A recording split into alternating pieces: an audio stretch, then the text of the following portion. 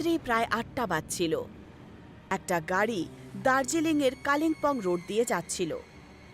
Guys, আমরা দিল্লি থেকে দার্জিলিং চলে এসেছি, কিন্তু এখন পর্যন্ত আমরা এটা জানলাম না যে আমরা কোন হোটেলে স্টে করছি। এখন বলবে নাকি? আচ্ছা ঠিক আছে, তাহলে সাসপেন্সটা হারিয়েই দিই। আমরা থাকতে যাচ্ছি ওই হোটেলে, যার নাম হলো মর্গান হাউস। Morgan house? এতে আবার কি আছে? এটা স্বাধীনতার আগেকার কথা। জর্জ মর্গান নামের একজন ব্রিটিশার নিজের বউয়ের বিয়ের সময় এই বাড়িটা তার বউকে দিয়েছিল। ওনার ওয়াইফ মিসেস মর্গান এই বাড়িটাকে খুব পছন্দ করত।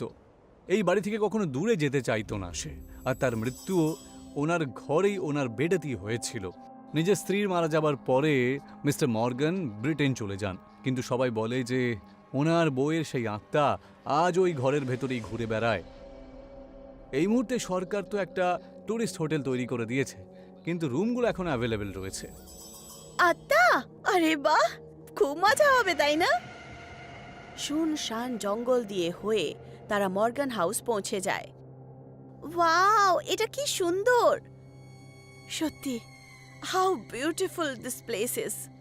তারা গেটের দিকে এগোতো তার আগেই একজন লোক হাতে রেজিস্টার নিয়ে তাদের কাছে চলে আসে। আপনারা কি এখানে থাকবেন নাকি? হ্যাঁ, আমাদের একটা ঘর লাগবে। ঠিক আছে, এই রেজিস্টারে আপনারা সাইন করে দিন, তারপরেই আপনারা ভেতরে যাবেন। ভেতরে যেতে পারি? আপনি ভেতরে যান না। চলে যাচ্ছি, কিন্তু রাত্রে নয়। এখন তাড়াতাড়ি করুন, আমার যাবার সময় হয়ে গিয়েছে। ভেতরে রুম নাম্বার 25 নম্বরে চলে যেও, ঠিক আছে?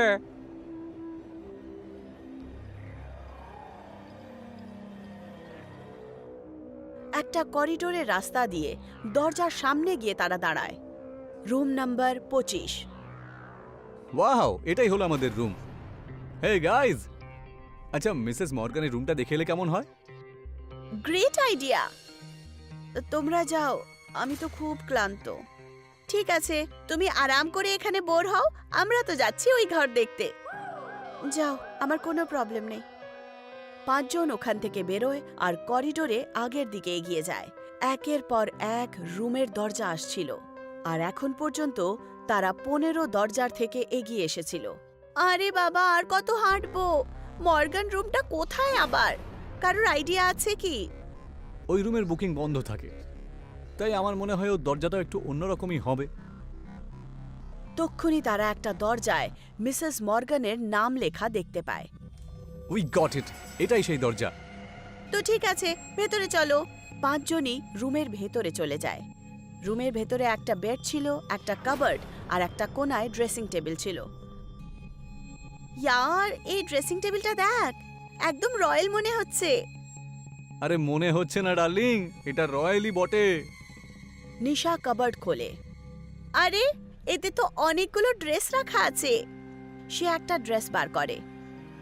নিশা সেই গাউনটা নিজের কাপড়ের ওপরেই পরে নেয় আর আয়নায় নিজেকে দেখতে শুরু করে। ওহো নেশা ডার্লিং, তোমাকে দেখে তো প্রিন্সেস মনে হচ্ছে। Don't call me darling. Nisha dressing টেবিলের আয়নায় নিজেকে দেখছিল। এখন হয়েছে তোমাদের, চলো আবার নিজেদের রুমে যাই। আরে ইয়ার, ঘরের মধ্যে নয়, এত বড় বাড়ি এটা, এখানে তো আরো অনেক জায়গা আছে, দেখি না? তো ঠিক আছে, কিন্তু এখান থেকে চলো না বাবা, আমার এই রুমটা খুব বোরিং মনে হচ্ছে। ওরা 4 জন রুম থেকে বাইরে বেরিয়ে আসে, কিন্তু নিশা এখনো ড্রেসিং টেবিলের সামনেই বসে থাকে। আরে নিশা, চলো এখান থেকে। না, তোমরা যাও, আমি এক্ষুনি আসছি। তাহলে আমিও এখানেই তোমার পাশেই থাকি না? বিপুল বাবা, তুই তাড়াতাড়ি আমাদের সাথে চ, নয়তো তোর জন্য কিন্তু একেবারেই ভালো হবে না বলে রাখলুম। তারপর বিপুল অঙ্গদকে তাকিয়ে দেখে আর 4 জন ওই রুমের বাইরে চলে আসে। তাদের যাওয়ার পর হঠাৎ করে নিশা একটা আওয়াজ শুনতে পায়।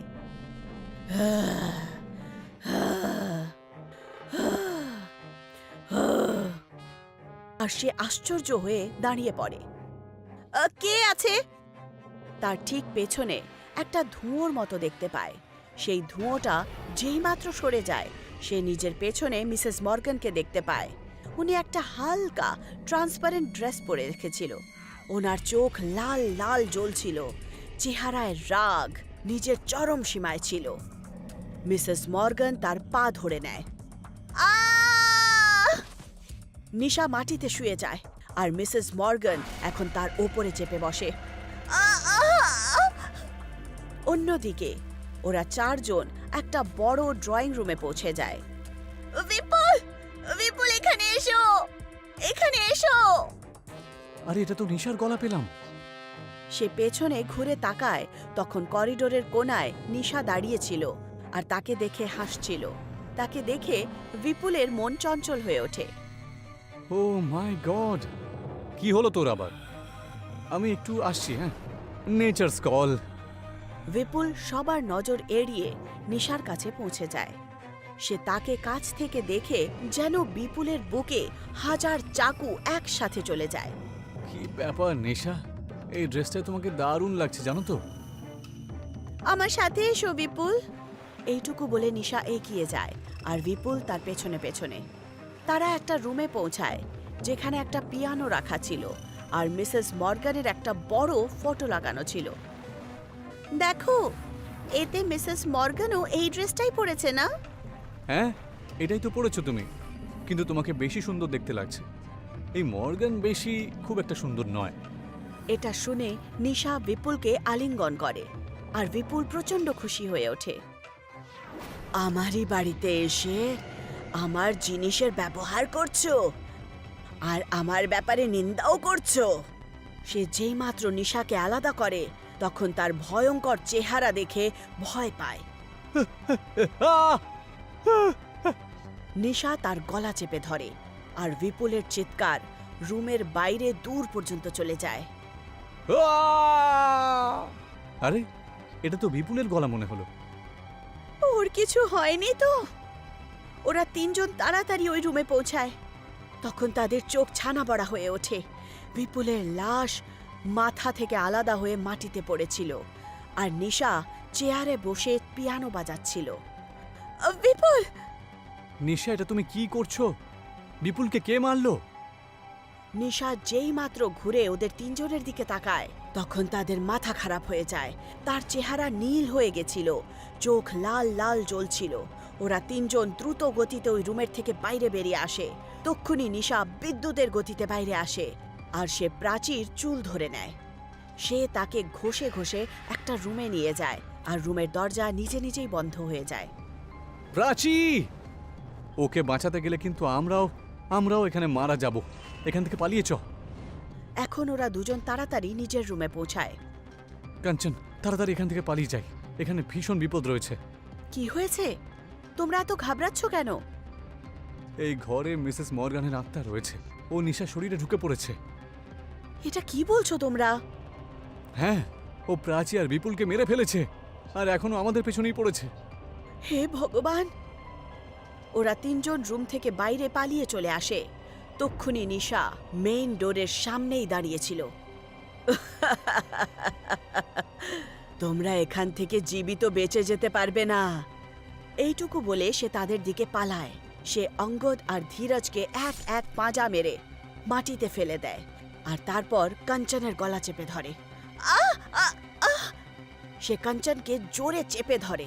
তক্ষুনি কাঞ্চনের গলায় পড়ে থাকা লকেটের সাথে তার হাত যেই মাত্র টাচ হয়, সে একটা জোরে ঝাটকা পায় আর সে দূরে চলে যায়। এখন কাঞ্চন নিজের গলার লকেট বার করে চুমু খায় আর নিশার দিকে এগিয়ে দেয়। দূরে রাখো এটা। ধীরজ আর অঙ্গদও উঠে কাঞ্চনের পেছনে দাঁড়িয়ে পড়ে। যেই মাত্র তারা এগিয়ে যাচ্ছিল সেইভাবে নিশা পেছনে যাচ্ছিল। এখন তারা মেইন ডোর খুলে দেয় আর বাইরে পালিয়ে যায়। চলো তাড়াতাড়ি এখান থেকে পালিয়ে যাই। ধীরজ আর অঙ্গদ কারে বসে পড়েছিল, কিন্তু কাঞ্চন জানি না কি ভাবছিল। কাঞ্চন, তাড়াতাড়ি গাড়িতে বসো। না, আমি নিশাকে ছাড়া এখান থেকে যাব না। আরে ও আর এখন আমাদের নিশা নেই। ও নেশাই তো, ওর শরীরে মিসেস মর্গানের আত্মা ঢুকেছে। তাদের মানা করা সত্ত্বেও কাঞ্চন বাড়ির ভেতরে চলে যায়। নিশা এখনো সেই অবস্থায় দাঁড়িয়েছিল। আমার কাছে এসো না। কাঞ্চন লকেট নিজের গলায় পরে নেয় আর তাড়াতাড়ি নিশাকে হাক করে নেয়।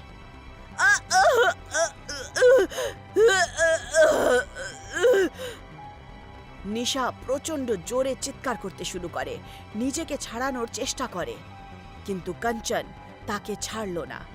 তক্ষুনি নিশার শরীর থেকে মিসেস মর্গানের আত্মা একটা ধোঁয়ার মতো বেরিয়ে আলাদা হয়ে যায়, আর নিশা একদম নর্মাল হয়ে যায়। নিশা, চলো তাড়াতাড়ি। পর মুহূর্তেই কাঞ্চনের সাথে নিশা ঠিকঠাক বাড়ির বাইরে বেরিয়ে আসে। তারা সবাই কারে বসে আর ওখান থেকে বেরিয়ে যায়। মিসেস মর্গানের আত্মা এখনও জানালায় দাঁড়িয়ে বাইরের দিকে তাকিয়েছিল, আর ওনার চেহারায় একটা ভয়ানক হাসি ছিল।